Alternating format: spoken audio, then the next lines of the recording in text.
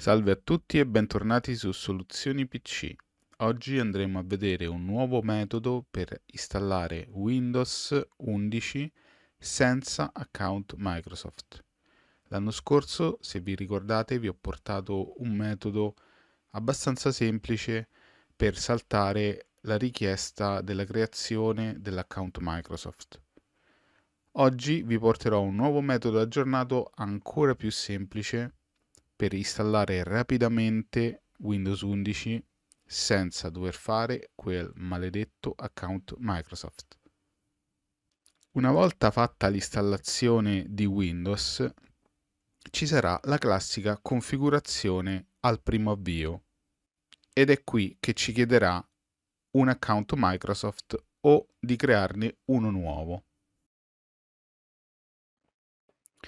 Ed eccoci arrivati nel momento in cui serve l'account Microsoft.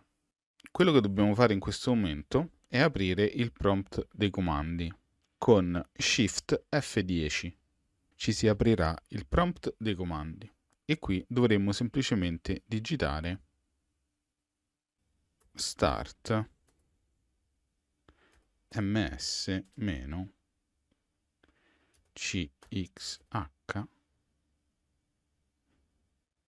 due punti local only e premiamo invio.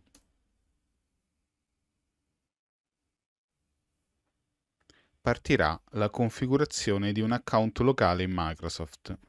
Qui possiamo scrivere ciò che vogliamo,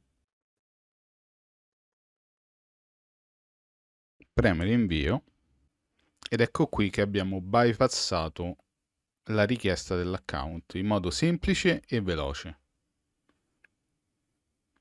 Da qui in poi l'installazione è praticamente finita. Spero che il video vi sia stato utile, iscrivetevi al canale per altre soluzioni PC